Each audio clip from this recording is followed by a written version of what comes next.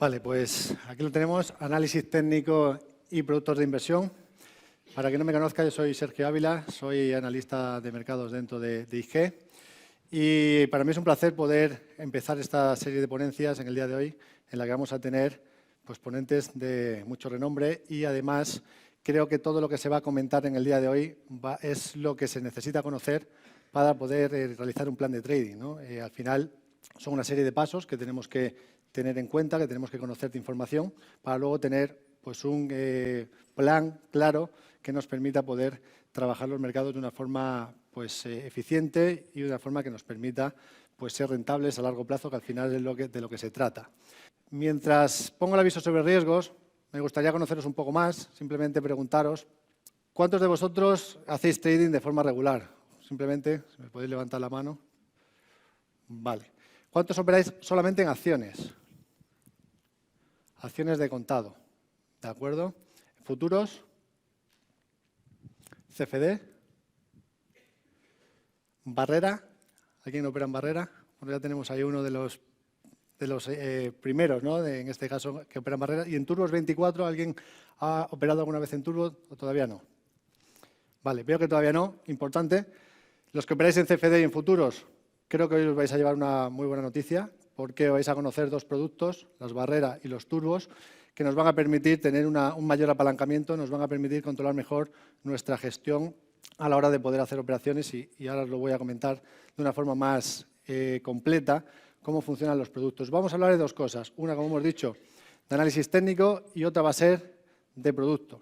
¿Qué es lo que es importante conocer siempre antes de poder empezar a trabajar, ¿no? Antes de hacer trading, lo ideal es primero conocer los mercados. Evidentemente tengo que saber si voy a invertir en acciones, cómo funciona el mercado de acciones.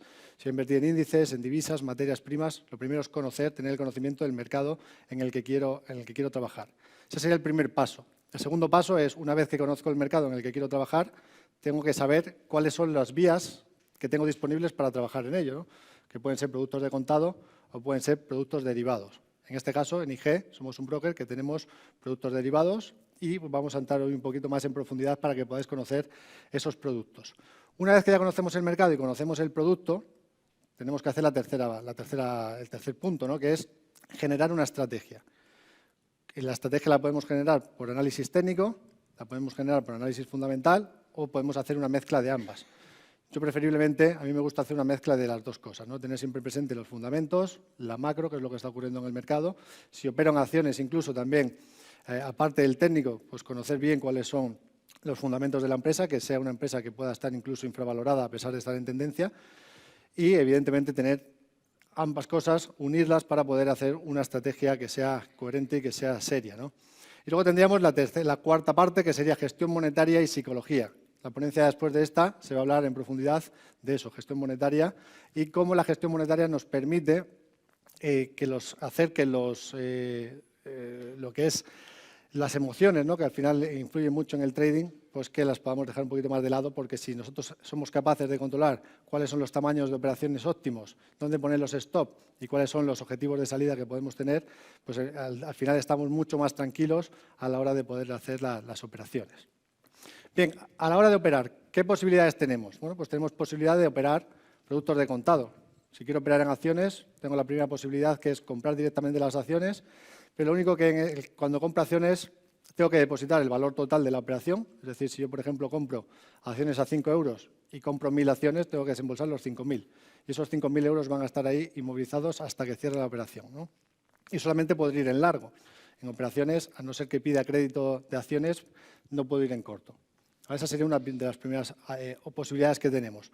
Luego tenemos la posibilidad de operar en futuros y opciones, pero sabemos que cuando operamos en futuros, que es lo más parecido a lo que sería el CFD, sabemos que las garantías que nos van a pedir van a ser unas intradía y luego si mantengo posiciones abiertas me van a pedir otras fuera de día. Por tanto, tengo que tener un control también de cuáles son las garantías que me pueden pedir si al final mantengo la posición abierta. Tengo que tener claro, ¿no? Y cuánto capital tengo que tener en la cuenta para poder mantener las operaciones abiertas.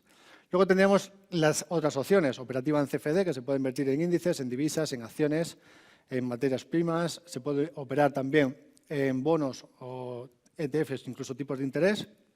que me permite operar tanto en largo como en corto y además me permite hacerlo de manera apalancada. Quiere decir que yo no voy a necesitar desembolsar todo el capital para hacer una operación, sino simplemente con una pequeña parte del valor total voy a poder hacer la misma operación que si invirtiese directamente en contado.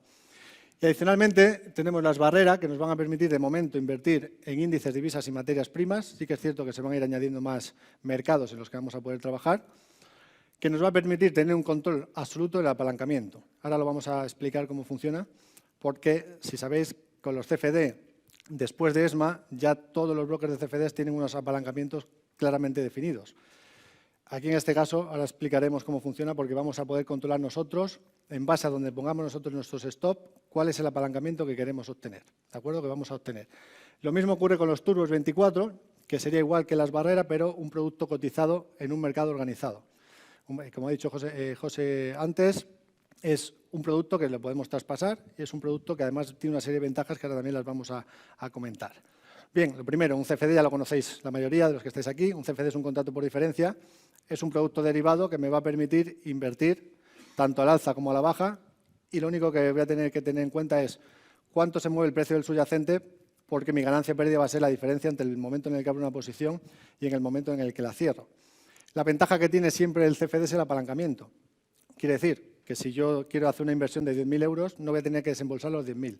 Me van a pedir que desembolse una pequeñita parte, un porcentaje. Aquí en este caso, bueno, como podéis ver, si yo voy largo, voy alcista, pues mi ganancia va a ser, si compro por ejemplo a 5 y vendo a 6, la diferencia entre el valor final menos el valor inicial, ese euro de diferencia es lo que yo estaré ganando por cada uno de los contratos o de las acciones que tenga, ¿no? Si estuviera invirtiendo en acciones, si tuviera 1.000, pues estaría ganando 1.000 euros.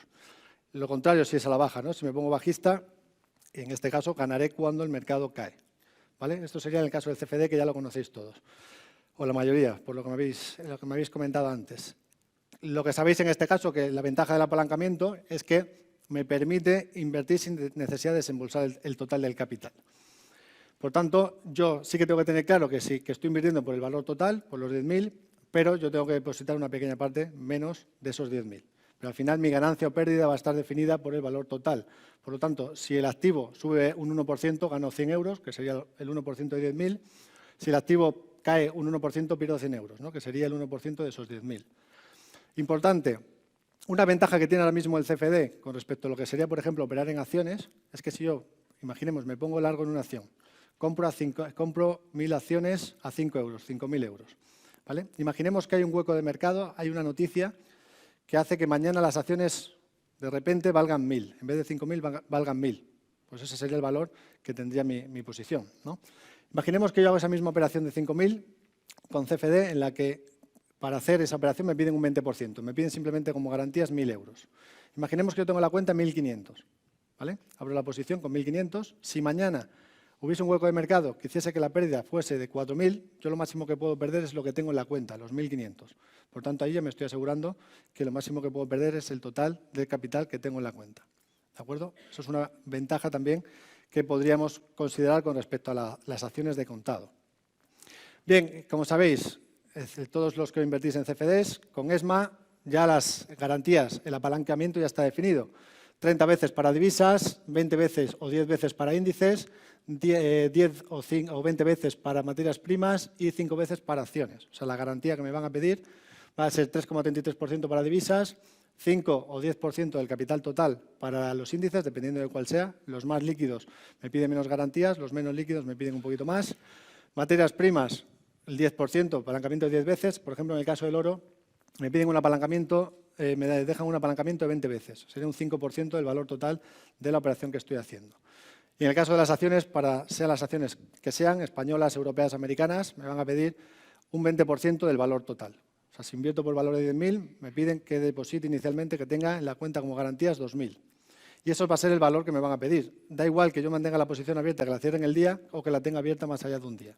¿De acuerdo? Las garantías son definidas de antemano y esas son las que me van a solicitar. Bien, sabemos que tenemos diferentes herramientas para limitar las pérdidas, ¿no? Tenemos el stop normal, ¿vale? El stop normal pues es un stop de pérdidas. Si toca el precio, se me cierra la posición. Tenemos el stop loss dinámico, que es aquel que va a nuestro favor a medida que la posición va yendo a nuestro favor. Si nos ponemos largos y empieza a subir, Decimos, oye, pues quiero que cada vez que se mueva un euro, que se me suba el stop de forma automática. Ese sería el dinámico. Tenemos el stop loss garantizado, que se diferencia del stop loss normal. En el caso de que el stop loss garantizado, sabemos que si hay un hueco de mercado, yo lo máximo que puedo perder es lo que tengo definido. Es decir, hago una operación, imaginemos, por valor de 5.000 y digo, mira, quiero poner un stop garantizado de pérdida máxima 500 euros. Pues eso es lo máximo que puedo perder. Si hubiese un hueco de mercado que hiciese que la pérdida fueran 2.000, yo lo máximo que pierdo son 500. ¿Vale? Sí que es cierto que con el stop loss normal yo podría perder los 2.000, porque como en el precio que yo he puesto ese stop no hay cruce de cotización, se me cerraría la posición en el siguiente precio que hubiese cruce de cotización. ¿Vale? Esa es la diferencia entre el stop loss normal y el stop loss garantizado. Bien, la barrera. ¿Vale? La barrera es un producto nuevo, como había comentado bien José Antonio anteriormente, que introducimos el año pasado. Y es un producto que está dentro de la categoría de opciones exóticas, pero tiene las ventajas, lo mejor de lo que podrían ser los futuros y de lo que podrían ser las opciones. ¿Vale? Para que nos hagamos una idea, de forma práctica, sería lo mismo que operar con un CFD, porque al final a nosotros lo único que nos interesa conocer es la evolución del activo subyacente, ¿no? ¿Cuánto se mueve el precio? Si el precio por ejemplo, en el DAX sube 100 puntos, eso es lo único que yo necesito conocer en este caso. A diferencia de lo que sería la operativa con CFDs, es que yo puedo abrir un CFD sin poner ningún tipo de stop. ¿Y qué suele ocurrir normalmente muchas veces cuando operamos sin poner stop? O incluso cuando operamos pudiendo modificar los stop. Porque muchas veces va la operación en contra y decimos, yo creo que si la aguanto un poquito más, lo más normal es que al final acabe rebotando y que vaya a mi favor. Y vamos moviendo el stop. Vamos moviendo el stop de manera que al final cerramos cuando ya hemos perdido mucho más de lo que inicialmente teníamos pensado hacer, ¿no? De esta manera, con las barreras, yo tengo que poner un stop de antemano, ¿vale? Lo que se llama la barrera. Es un stop que es garantizado de por sí. Entonces, a mí me obliga el producto, por así decirlo, ¿no? Me hace que haga un esfuerzo en hacer un análisis previo mejor, ¿no? Es decir, ¿dónde quiero poner realmente el stop? ¿Bajo qué nivel realmente quiero que si toca ese nivel, que se me saca de la posición y ya está, y que no pueda modificar, que no pueda mover en ningún caso? Entonces, yo hago el análisis y digo, pues mira, a este nivel voy a poner esa barrera. Bien, en base a donde ponga esa barrera, va a ser la garantía que me van a pedir. Por ejemplo, si yo opero en el DAX a 1 euro el punto, si yo pongo 100 puntos de barrera, 100 puntos de stop, a mí me van a pedir la diferencia. O sea, es decir, esos 100 puntos por 1 euro, eso va a ser lo que yo deposite como garantía.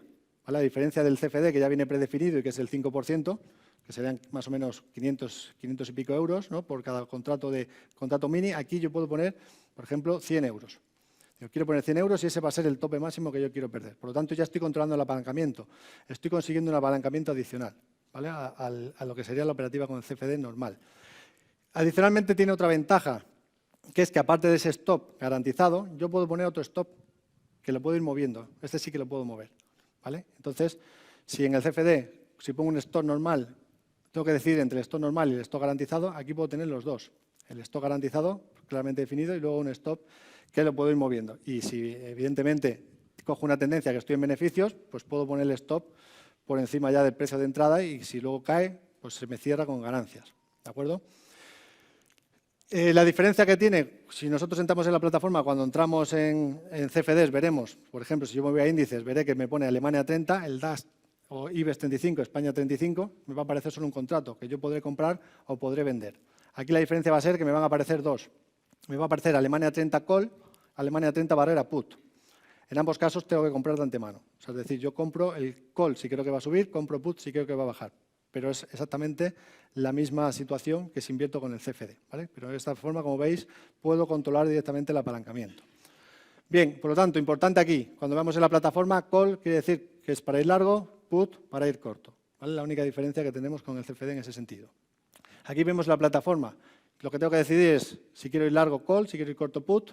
Nivel de knockout, el stop, donde quiero poner el stop. Si yo digo, oye, pues mira, aquí en este caso lo tengo definido en este nivel, pues pongo ese stop, ese knockout en ese nivel, cojo aquí el desplegable y digo, pues mira, pues justamente ahí, ¿no? en ese nivel de precios.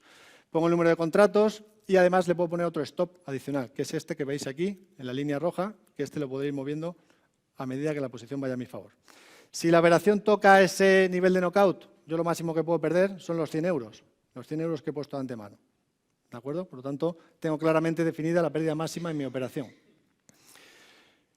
aquí tenemos un ejemplo. CFD, por ejemplo, en el caso del DAX, imaginemos una cotización, esto es antiguo, ¿no? Pero bueno, cotización 11.958, si cojo un contrato de 1 euro el punto, estaremos hablando que el valor nominal serían 11.958 euros.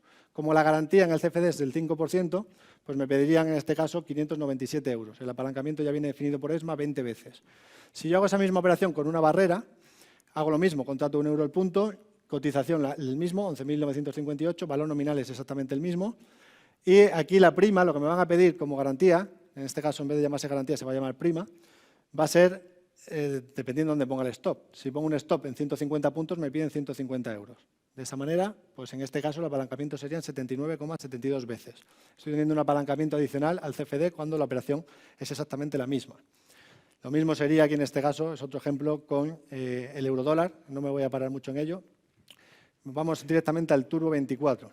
Bien, el Turbo 24 es como una barrera, al fin y al cabo tengo que seleccionar un nivel de knockout, que sería el nivel de barrera, pero en este caso, como decimos, es un producto que ya está cotizado en una bolsa, por lo tanto, tengo profundidad de mercado, puedo ver qué volumen hay, tanto de compra como de venta, de precios totalmente públicos, que lo puedo traspasar y que en este caso, bueno, la diferencia que tendremos, que se va a llamar compra turbo largo o compra turbo corto. Si lo otro era compra de barrera call o compra de barrera put, pues esto será compra turbo largo o compra turbo corto. Bien, ventajas. Bueno, pues producto cotizado, el precio se basa en el activo subyacente, igual que el CFD, igual que la barrera. En este caso, el precio que se va a pagar va a ser igual, la diferencia entre el precio de entrada y el precio del turbo. Así va a ser como se calcule nuestro precio. Pero la diferencia que tendríamos con respecto de la barrera es que, para que nos hagamos una idea, esto va a ser como si estuviéramos, por ejemplo, si invirtiéramos en el DAX, como si estuviéramos invirtiendo en una acción sobre el DAX. ¿Vale? Vamos a ver que los precios van a ser, por ejemplo, 2 euros. ¿Vale? Un turbo, 2 euros. Significaría eso que cuanto más cerca esté el knockout, más barato va a ser el precio del turbo, por lo tanto estaré obteniendo un apalancamiento mayor. Cuanto más lejos esté el knockout, más caro va a ser el precio del turbo en ese momento y, por tanto, estaré cogiendo un apalancamiento menor. ¿Vale? Pero el funcionamiento es exactamente igual que el de la barrera. La diferencia también que tiene es que en este caso no tiene comisión. Si normalmente las barreras y los CFDs tienen un spread, pues en este caso nosotros no introducimos ningún spread. El spread que hay es el propio del mercado, ¿no? Igual que cuando invertimos en acciones hay un spread de 0,1 puntos, pues en este caso igual. Habrá un spread de 0,1 puntos, pero que no lo cobramos nosotros. Nosotros no cobramos ningún tipo de comisión en ese sentido. Importante, ventaja que tiene el turbo con respecto a las barreras y con respecto a los CFDs. Si nosotros abrimos un CFD que cotiza 24 horas, ponemos un stop y durante la noche hay una noticia que hace que el precio aumente la volatilidad y toca mi stop, en el CFD y en la barrera se me cierra la posición. ¿Qué ocurre con el turbo? Que yo puedo poner, que yo he comprado con un nivel de knockout, si fuera de horas el precio tocase ese stop, a mí no se me cerraría la posición. Solamente se me va a cerrar la posición si toca el stop, toca ese nivel cuando el mercado está abierto. ¿Vale? Entonces puede ser que fuera de horas tocase ese nivel, que luego después volviese a su tendencia principal y que al día siguiente abra por encima del precio que yo tuviese knockout. Yo seguiría estando dentro del mercado y no se me hubiese materializado la pérdida. Si al día siguiente abre un precio por debajo del knockout, pues se me cierra en el knockout. No hay ningún problema porque ya cuando el mercado está abierto ahí sí que se me cerraría la posición en la pérdida máxima que yo he asumido de antemano. Por lo tanto, estos serían los 3 productos que tenéis. Cualquier duda de ellos, vamos a estar ahí también después, los compañeros podéis preguntar. Yo, de todas formas, esta presentación me la podéis pedir, se la podéis pedir a los compañeros y os la voy a enviar, al que la pida, la voy a enviar con unos vídeos. Como ha dicho José Antonio, nosotros hacemos formación todas las semanas, estamos realizando un curso completo desde octubre hasta julio para los clientes de IG, por lo tanto, aquellos que ya tengan cuenta real se pueden registrar y les podemos enviar las sesiones anteriores y podéis seguir todas las semanas las que estamos realizando. Para los que no sois clientes, bueno, pues sepáis que tenéis esa posibilidad también. Pero aún así, seis o no clientes, si pedís la presentación, los webinarios en los que hemos hablado de producto, en la presentación os pongo los enlaces para que lo podáis ver, ¿de acuerdo? Y de esa manera pues que lo comprendáis bien al completo. Bien, vamos a hablar de análisis técnico, que quizás esta es la parte más interesante, ¿no? Cuando hablamos de análisis técnico, bueno, lo podemos dividir en tres partes, ¿no? Análisis gráfico, chartismo, lo que viene a ser reconocimiento de información y figuras técnicas, que yo creo que en este caso es quizás la parte más importante inicial, que sería la acción del precio, ¿no? Cómo se mueve el precio, cuáles son aquellos patrones que se han repetido con anterioridad y que tienen alta probabilidad de volver a repetirse y que por tanto es importante conocerlos y tenerlos siempre en mente antes de analizar ningún tipo de gráfico. Luego tendríamos el análisis cuantitativo, que aquí hablamos ya de indicadores y osciladores técnicos, todo lo que tiene que ver con análisis de datos mediante matemática o estadística, por ejemplo, medias móviles, RSI, MACD, todo este tipo de indicadores. Y luego tendríamos la parte de automatización, que ya es, una vez que tenemos todo lo demás, podemos automatizar las estrategias para que operen por nosotros.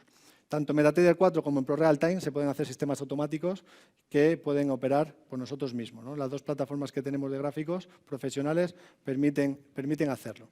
Bien, vamos a empezar por la parte de análisis gráfico, que creo que es lo más importante, ¿no? Cómo se mueve el precio, ¿vale? En base a qué, la acción del precio. Lo primero que tenemos que tener en cuenta es que los movimientos del mercado son dos. Uno, tendencia y otro, ausencia de tendencia. Cuando hay tendencia, puede ser tendencia alcista o tendencia bajista, es decir, tendencia alcista. Cuando vemos que tenemos máximos y mínimos crecientes. Aquí, ¿cuál sería la típica estrategia que se hace cuando ya encontramos una tendencia? Bueno, pues cuando vemos que tenemos al menos dos mínimos crecientes, podemos marcar una directriz y lo normal sería al tercer toque ya se puede entrar en favor de la tendencia. Esa sería una de las oportunidades iniciales para entrar, una vez que la hemos localizado esa tendencia, y otra sería por encima del máximo del segundo toque. O sea, es decir, si por ejemplo pusiéramos que este es el segundo toque, porque ese está muy cercano, dijéramos, oye, pues mira, este es el segundo toque, el tercero es este sería un punto de entrada, o cuando supera el máximo previo al segundo toque. Si supera este máximo, pues ese sería el segundo punto de entrada dentro de la tendencia. ¿Vale? Lo mismo si estamos hablando de tendencia bajista, ¿no? Sería al contrario, vemos una sucesión de máximos y mínimos decrecientes y esos serán los dos puntos de entrada principales. Esto simplemente como básico, ¿no? Para que podamos empezar a tratar un poco el análisis técnico. Luego tenemos la ausencia de tendencia, mercado en rango. Es cuando vemos que el mercado no se mueve ni hacia ninguna dirección ni a otra. Vemos que incluso que llega, toca un punto en la parte inferior, toca otro en la parte superior y se mueve ahí de manera indefinida. Aquí hay otro tipo de estrategia que se suele realizar, es si tengo claramente definido un rango, pues oye, pues digo, cuando llega a la parte baja del rango me pongo largo ajustando bastante los stops. Cuando llega a la parte superior del rango me pongo corto ajustando bastante los stops. ¿Qué pasa? Que algún día va a romper ese rango, ¿no? Algún día va a romper ese lateral.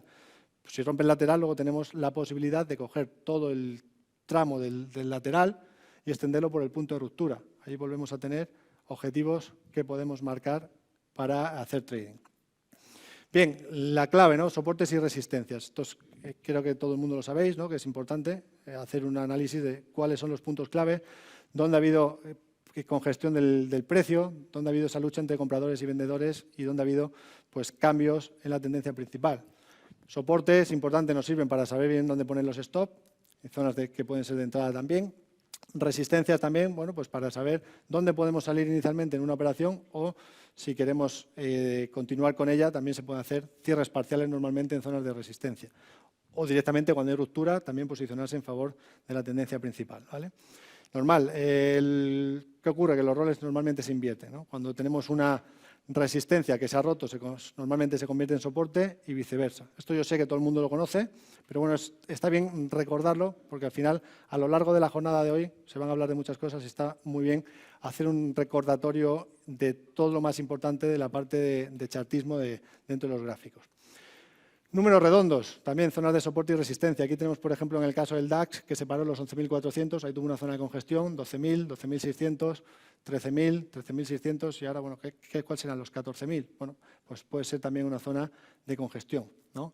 La parte de los números redondos, que suelen ser zonas en las que los inversores pueden cerrar parte de sus posiciones. Simplemente esto también como soporte y resistencia para que lo tengamos en cuenta y que tengamos muy claro que los números redondos pueden ser zonas importantes del precio. Empezamos ya a ver figuras, ¿no? Situaciones que se pueden dar con bastante regularidad. Normalmente los pullback y los throwback. Esto es importante también tenerlo muy en cuenta cuando hacemos análisis técnico. Decir, oye, estoy viendo un gráfico, si veo que efectivamente hemos venido una tendencia alcista, terminamos de romper esa tendencia por la parte inferior y vemos que aquí en este caso vuelve a rebotar ligeramente hacia la resistencia previa que anteriormente era soporte, pues ahí estaríamos hablando de que podemos tener zonas de entrada, si marcamos aquí una directriz y se para justamente ahí, zonas de entrada en favor por donde ha roto el precio. ¿Esto qué ocurre? Pues que hemos tenido una tendencia alcista. Aquí, en esta zona que era de soporte, hay una lucha de compradores y vendedores. Se imponen los vendedores en ese punto y los compradores que estaban, pues intentan hacer un último intento de mantener el precio. Llegan hasta esa zona y a partir de ahí vuelven a entrar ventas con fortaleza.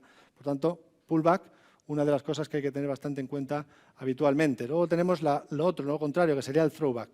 Cuando venimos de tendencia bajista, ruptura de esa tendencia bajista y no siempre se cumple, no siempre hay un pullback ni un throwback, pero está bien pues tenerlo localizado para cuando es así, decir, oye, mira, ha habido un throwback, cuando rompe directamente el máximo de ese throwback, decir, oye, pues punto de entrada también en el que nos podemos subir a ese movimiento nuevo, ¿no? que puede tener el precio.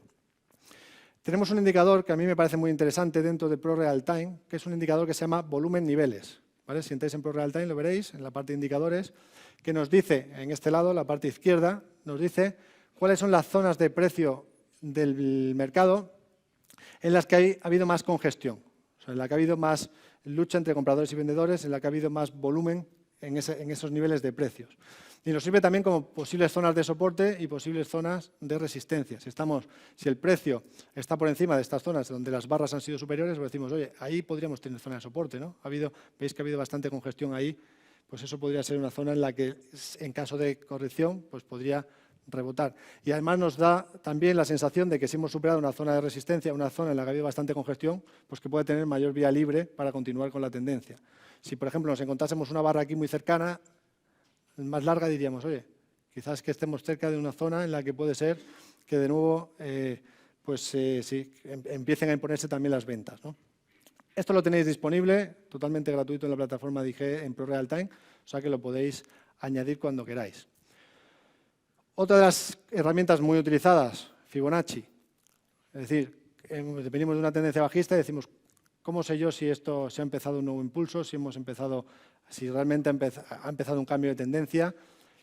¿Cómo puedo plantear también lo que decíamos antes, ¿no? Si decimos que vemos una corrección, lanzamos una directriz y esa directriz, digo, ¿y cómo sé yo si eso ya es una tendencia, ¿no? Pues bueno, pues podemos utilizar Fibonacci para decirnos, oye, si se ha parado en zonas clave de números FIBO, pues digo, pues mira, pues efectivamente me estaría dando un poquito más la confirmación de que podría ser un inicio de que la tendencia pueda continuar, ¿vale? Aquí en este caso tenemos los números clave, tendríamos el 61,8% de FIBO. ¿Cómo se calculan los números FIBO? Pues bueno, es la sucesión de Fibonacci. Empieza por 0, luego el 1 y sumamos 0 más 1 y vuelve a salir el 1. 1 más 1, 2. Sumamos 2 más 1, 3. 3 más 2, 5. Y de esa manera vamos generando una sucesión. Y luego el cálculo, como nos sale el 61,8, es dividiendo un número entre el siguiente. Cuanto más alto de la sucesión sea en los números que estemos dividiendo, más cerca vamos a estar del 61,8% de FIBO. Esto es interesante porque aparece en la naturaleza y aparece en casi todo lo que tenga que ver con formaciones naturales y en este caso los humanos también lo utilizamos mucho, también incluso en arquitectura se ha utilizado mucho todo el tema de Fibonacci.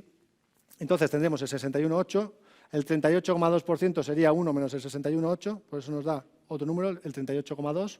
Y luego tendríamos el 50%, que no es un número FIBO, pero que sería la mitad de toda la subida previa y también se utiliza con bastante asiduidad, ¿no? Por tanto, si vemos que después de un impulso tenemos una corrección hacia un número FIBO y empieza a arrancar de nuevo, si superas ese máximo, podríamos irnos a lo que serían ya las extensiones de FIBO. Podemos coger Fibonacci, las extensiones, el propio indicador de extensiones nos lo va a permitir, que es, extendemos hasta la parte máxima. Después cogemos el tercer punto, la corrección que haya tenido, y ahí nos da extensiones que pueden ser de objetivos para continuar con esa tendencia.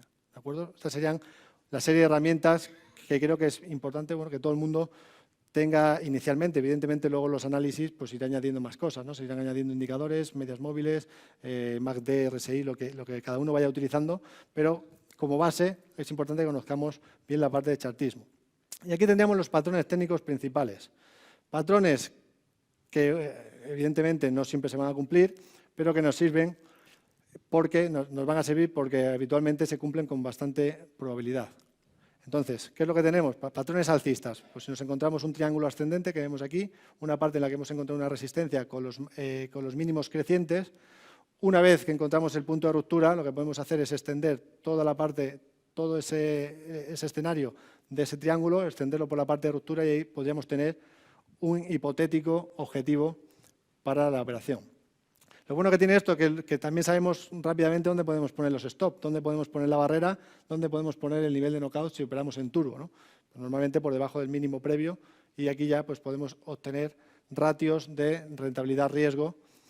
Pues en este caso, si ponemos el stop por debajo de la última corrección, tendríamos más de 2-1, ¿no? O más de 1-1, que es, al final también se trata de buscar pues, ratios de probabilidad de acierto con respecto a lo que podemos arriesgar, que cada vez que ganemos más de lo que perdamos cada vez que perdamos. Tendríamos, por ejemplo, el triángulo ascendente, luego tenemos el doble suelo, un patrón también de cambio de tendencia, ¿no? Después de una tendencia bajista nos encontramos un doble suelo, acaba rompiendo el máximo entre mínimos, supera el máximo entre mínimos y cogemos toda esa extensión y la lanzamos hacia arriba. Y eso nos da también otro objetivo que puede ser importante Estoy terminando ya. Otro objetivo que podría ser importante para poder lanzar una operación, ¿no? Y aquí también, bueno, pues luego ya podemos poner los stop. Si, por ejemplo, ha roto el mínimo, hace este pullback y aquí debe dejarse una vela, pues podemos incluso poner los stop por debajo de esos niveles o por debajo del mínimo previo. Y ya estamos controlando dónde ponemos los stop y cuáles son los objetivos hacia los que podemos optar, ¿no? Triple suelo, lo mismo que el doble suelo, pero con más toques, o lo que se vendría a ser el rango lateral que hemos visto antes, que finalmente se acaba rompiendo. Tendríamos hombro, cabeza, hombro invertido. Después de una tendencia bajista se crea un hombro, cabeza, luego se vuelve a crear otro hombro y acaba rompiendo la línea clavicular. Aquí tendríamos el stop siempre por debajo del mínimo generado del último hombro que se ha marcado. Con una extensión posible, objetivo, de toda la cabeza desde el punto de ruptura, estaríamos teniendo también ratios de objetivo o de beneficio potencial mayores al riesgo potencial que estaríamos asumiendo. Luego tenemos patrones neutrales que serían de continuación de tendencia. Por ejemplo, en la plata hoy, esta semana hemos visto uno, ¿no? Se ha roto por la parte superior un triángulo, lo cual pues, bueno, pues podría dar lugar a pensar que la plata pudiera continuar con su tendencia después de haber estado en una tendencia alcista. Hoy justamente se ha frenado hablando de la plata, se ha frenado una resistencia semanal, pero bueno, yo creo que puede tener buena pinta. Fijaros en la plata, porque ha generado esa figura, ¿no? Podría seguir teniendo recorrido. Aquí tenemos lo mismo, un rango lateral roto por la parte superior viniendo de una tendencia alcista, pues sería a continuación. Y si venimos de una tendencia bajista, se hace un rango y rompe por abajo, sería a continuación de tendencia.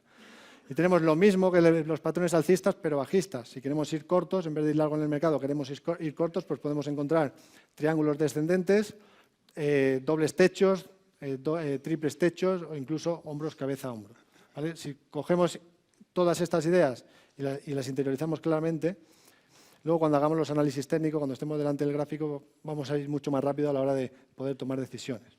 Por tanto, creo que es interesante tenerlo en cuenta porque tienen bastante probabilidad de éxito. Y al final lo que tratamos es de buscar operaciones en las que cada vez que ganemos más y que intentemos también que tengan una esperanza matemática positiva, ¿no? Que intentemos ganar más veces de las que podamos perder. Y bien, pues en principio esto sería todo.